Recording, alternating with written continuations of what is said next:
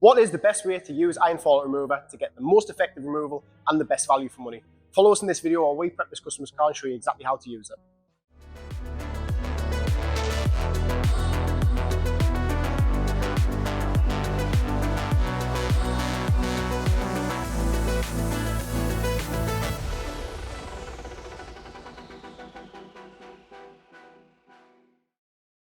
Hi everybody, it's Aidan from Just Car Care, and today we're going to be showing you exactly how to use iron fallout remover to get the best value for money for your product.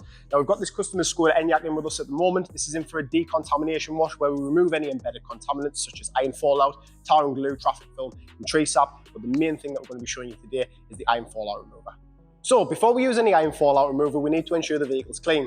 This means that when we spray the chemical onto the surface, it's going to react with the contaminant and not be blocked by any dirt or residue. So we're going to follow our standard procedure of washing, so pre-wash, snow foam, rinse it down, 2-bucket method, get it all dried off, and then we're going to go in with the iron fallout.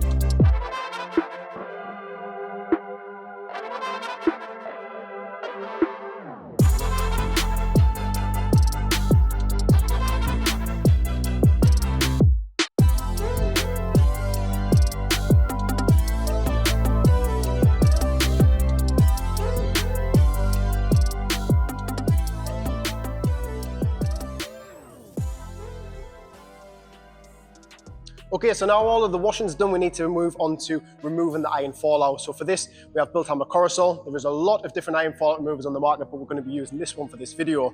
You're also going to need a microfibre cloth, something that's delicate for the paint, but it's going to give agitation. So when you spray this on, it's going to bleed purple, but it's not going to remove everything. You do need something mechanical to actually remove it. So what you're going to do is grab the iron fallout remover, in this case Korrosol. You're going to spray it liberally onto the panel. Now we're going to use this panel for starters. The reason that you need to actually spray it on the surface while it's dry is because you don't want anything to be diluted. At the end of the day, this product is quite expensive and you want to get the most out of it, okay? So after you've sprayed it on, you need to leave it to dwell for around 1 to 2 minutes, okay? Now once you've left it to dwell, it's going to bleed purple, which indicates that it's actually removing the iron fallout from the vehicle's paintwork.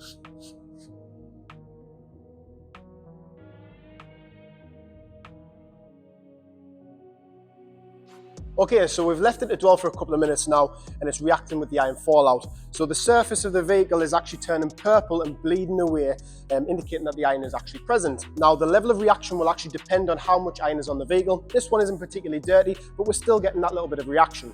Now from here we need to actually take a towel and spray a couple of sprays directly onto it and actually do some mechanical removal of the iron contaminant now.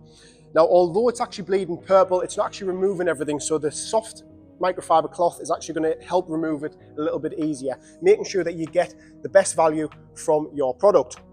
Now once you've actually wiped down the surface, this cloth is then going to go in the bin. It is no use anymore. You don't want to use this on any other part of the vehicle. You want to just chuck it in the bin, and then we're going to give it a pressure wash down, and that means that all the contaminants are removed and you've got a nice clean surface.